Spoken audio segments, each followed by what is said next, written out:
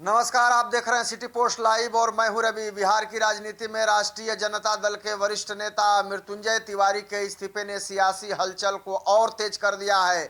उनके पार्टी छोड़ने के फैसले ने न केवल एक नेता के इस्तीफे का मामला नहीं छोड़ा, बल्कि संगठन के भीतर असंतोष, नेतृत्व शैली और कार्यकर्ताओं के सम्मान को लेकर भी एक नई बहस शुरू कर दी है। इस्तीफे के बाद मृत्युंजय तिवारी ने कई ऐसे बयान दिए हैं जिन्हें राजनीतिक विश्लेषक राजद के लिए बड़ा संकेत मान रहे हैं।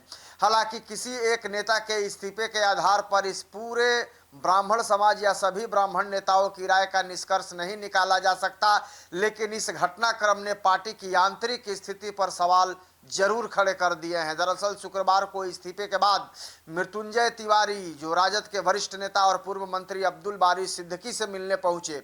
मुलाकात के बाद उन्होंने मीडिया से बातचीत में स्पष्ट किया कि उनकी इस्तीफा जो है वो अंतिम है और वह अपने फैसले पर कायम है। उन्होंने ये भी कहा कि सिद्दीकी उनके अभिभावक हैं और उनसे उनके व्यक्तिगत तथा पारिवारिक संबंध बरसों पुराने हैं। उन्होंने कहा कि यह मुलाकात केवल व्यक्तिगत रिश्तों के कारण थी। उनका जो कहना है कि उनके इस्तीफे के फैसले से कोई संबंध जो है नहीं है।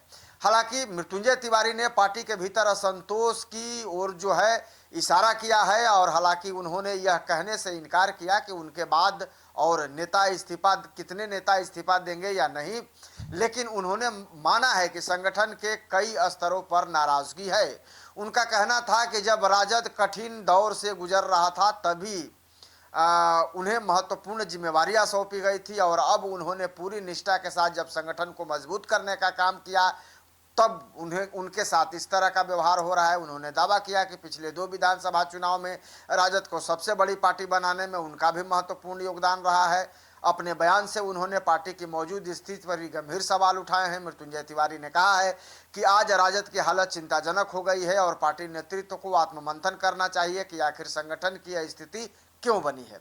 उन्होंने यहाँ तक कहा है कि आज पार्टी की दुर्गति हो गई है। सवाल यह है कि इसके लिए जिम्मेवार कौन है, कौन वह व्यक्ति है जिसने पार्टी को दिमाग की तरह अंदर से खोखला कर दिया है। आज एक एक नेता और एक एक कार्यकर्ता दुखी हैं। उन्होंने यह भी स्पष्ट किया है कि उनका इस्तीफा किसी पद या व्यक्तिगत महत्वाकांक्षा की वजह से नहीं है, बल्कि आत्मसम्मान से जुड़ा यह फैसला है। उनके अनुसार जब किसी व्यक्ति के सम्मान को ठेस पहुंचती है तो उसके लिए उस संगठन में बने रहना कठिन हो जाता है। उन्होंने कहा कि जहां मेरा सम्मान नहीं वहां मैं नहीं रह सकता। तेजस्वी यादव का नाम लेते ही मृत्युंजय तिवारी ने कहा कि पार्टी के लिए उन्होंने क्या योगदान दिया है यह सबसे बेहतर तरीके से तेजस्वी यादव जानते हैं। उन्होंने कहा कि उनके वर्षों के समर्पण और मेहनत से पार्टी नेतृत्व भली भांति परिचित है। इस बयान को राजनीतिक जानकार नेतृत्व की ओर एक भावनात्मक संदेश के रूप में भी देख रहे हैं।